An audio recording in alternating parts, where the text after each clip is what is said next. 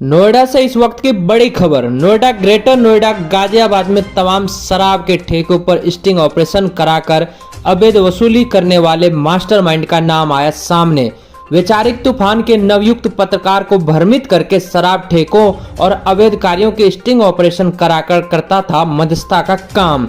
हाल ही में कुछ दिनों पूर्व में ही एक पत्रकार के साथ शराब ठेकों के लोगों के द्वारा मारपीट की घटना हुई थी, जिसको लेकर पीड़ित पत्रकार ने थाने व विभाग के अधिकारियों से शिकायत की थी। सर, क्या नाम है आपका और आप पुलिस आयुक्त गौतम बुद्ध नगर आए हैं, क्या मामला है आपका? मेरा नाम देव कुमार है। मैं एक पत्रकार हूँ, नोएडा गाजियाबाद देखता हूँ। वैचारिक तूफान अखबार से हूँ।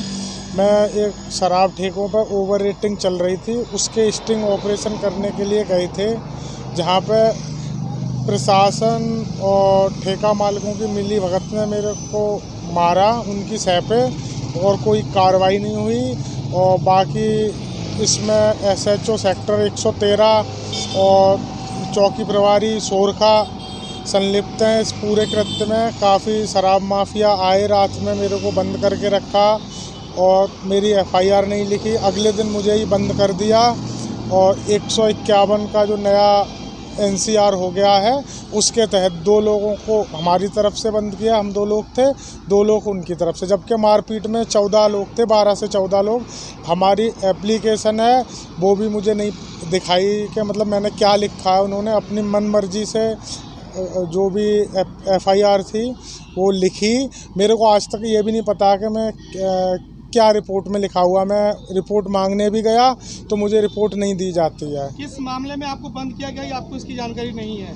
बताया था उन्होंने कि 151 में किया है, और थाना प्रभारी ने हमें ब्लैकमेल किया, वीडियो दिखा के कि आप ब्लैकमेलर पत्रकार हो, ये वीडियो आपकी वायरल हो जाएगी तो आपकी हाई कोर्ट से जमानत होगी, ये है वो है। तो कैसी वीडियो थी, संक्षिप्त में बताएं आप, कैसी वीडियो थी और कैसे बनाई गई वीडियो? मैं सोरखा देसी शराब के ठेका पे गया था। ओवर रेटिंग की गतिविधियां जो चल रही थी उसको देखते हुए, तो वहाँ पे मुझे लोगों ने मारपीट करना शुरू कर दिया। उसके बाद में मुझे उठा ले गए, एक टीन का गोदाम था कबाड़े का, उसके अंदर मारपीट करी और मेरे साथ लूटपाट की। उसमें क्या नाम है, एक चैन थी, 2 अंगूठी थी, मोबाइल था, हेलमेट था, ये चीज़ें सब थी जो उन्होंने लूट ली मेरे से और मारा तमंचे के बल पे। वीडियो बनवाई मेरे से, उसमें कहा कि बोलो मैं ट्वीट डिलीट करता हूँ, उसके पैसे लेता हूँ, या मैं मतलब उगाही करता हूँ, ऐसे मेरे से वीडियो बनवाए।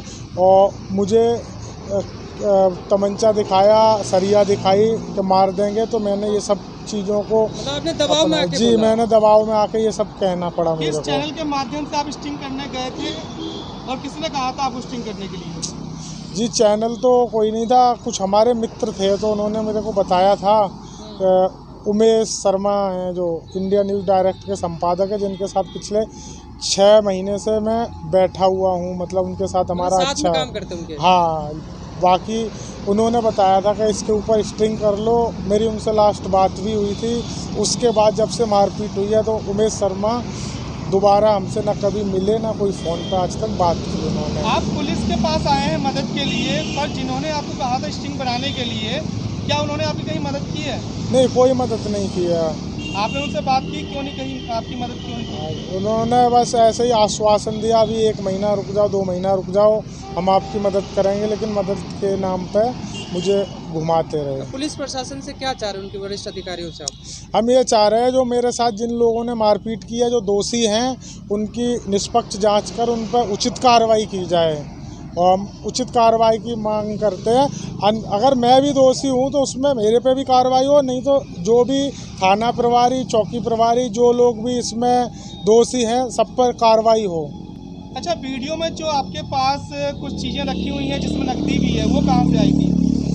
नकदी 5 से 7 हज़ार रुपये नकदी थी। तो मैंने एक दिन पहले मेरे को ज़रूरत पड़ी थी तो मैंने पेटीएम करा था 5500 रुपये, उन्होंने मुझे कैश दिया था। किसको किया था आपने पेटीएम? उमेश शर्मा को किया था। उनके घर पे गया था तो उनको ज़रूरत थी कैश की, तो मैंने तो वही कैश मेरे पास में 19 तारीख को पर्स में पड़ा हुआ था, जो उन्होंने तमंचे के दम पे मेरे से निकलवाया मेरे से, और वही कैश उन्होंने लूटा। बाकी जो चैन और अंगूठी थी वो तो पहनने वाली चीज़ें तो मैं पहन रखी थी, तो उसमें जिनका नाम आप बता रहे हैं उनके लिए आप कितने समय से काम कर रहे हैं? पिछले 6 से 7 महीने से मैं उनसे जुड़ा हुआ हूँ। कहाँ स्टिंग किया आपने, उनके लिए कितना काम किया आपने अब तक? मैंने उनके लिए काम तो कुछ खास नहीं किया, बाकी वो मुझे बताते थे कि यहाँ ये चल रहा है वहाँ चल रहा है, तो मैंने अपने ट्विटर पे काफ़ी खबर लगाई है जिसमें ममूरा ठेका पे कालाबाजारी होती थी 3 ठेकों पे, तो वो चर्चा का विषय रहा है, उसको मैंने बंद करवाया। उसमें डीओ साहब ने भी कई लोगों से फ़ोन करवाए थे, और अब अभिनव साई उनके इंस्पेक्टर हैं, उन्होंने मेरा ठेके मालिकों को भी नंबर दिया था। कहीं ना कहीं मेरे को मतलब दबाव डालने लगे थे। मतलब उमेश शर्मा के इशारे पे आप काम करते थे उनके लिए, ये कहना चाहते हैं आप? जी बिल्कुल, उनके साथ बैठना उठना था, तो मतलब फील्ड की खबरें वगैरह थी तो मैं बताता था भैया ऐसे ऐसे चल रहा है यहाँ, तो कुल मिला के ये है।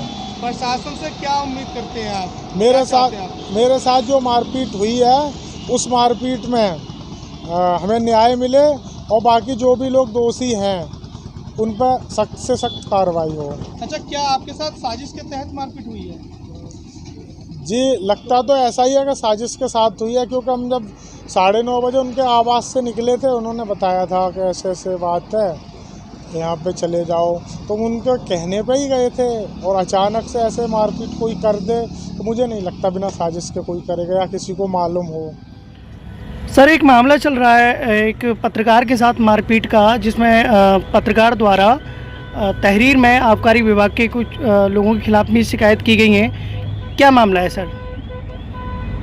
इस मामले की जानकारी हमें ट्विटर के माध्यम से प्राप्त हुई है, जिसमें शिकायतकर्ता देव कुमार मिश्रा ने एक अपना लेटर उस पर वायरल किया है, जिसमें ये बताया गया है कि किसी मदिरा दुकान के ठेके पे उनके साथ मारपीट की गई है।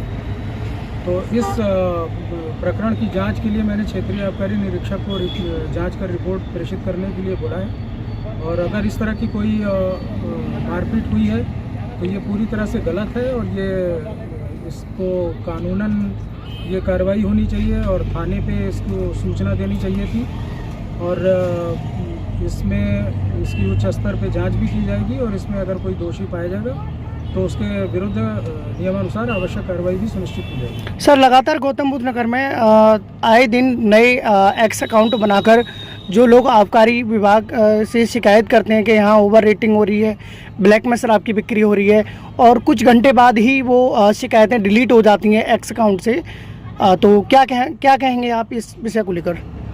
इसका भी संज्ञान लिया जा रहा है, और वैसे ट्विटर पे या अन्य सोशल मीडिया पे भी हम लोग अपने मोबाइल नंबर्स भी प्रेषित करते हैं कि शिकायतकर्ता उस पर शिकायत करे, जैसे कि हम लोग प्रॉपर तरीके से किसी भी तरह की शिकायत का जांच कर सकें। और जहां पे भी इस तरह की कोई शिकायत मिलती है, और उसके लिए हम लोग मौके पे स्थलीय जांच भी करवाते हैं, गोपनीय टेस्ट परचेज कराते हैं, और जहां भी इस तरह की कोई शिकायत सही पाई जाती है तो उसमें नियमानुसार आवश्यक कार्रवाई सुनिश्चित की जाती है। जो ट्विटर अकाउंट पर जो शिकायतें की जाती हैं वो कुछ ही घंटों में डिलीट कर ली जाती हैं, तो ऐसे क्या एक्स अकाउंटों पर विभाग एक्शन लेगा? हाँ बिल्कुल, इसमें जो भी सक्षम अधिकारी हैं उनके भी संज्ञान में यह चीज़ लाई गई है, और उच्च जो अधिकारी हैं उनसे जो भी निर्देश इस संबंध में हम लोगों को प्राप्त होंगे उसके आधार पर हम लोग आगे अग्रिम कार्रवाई सुनिश्चित करेंगे।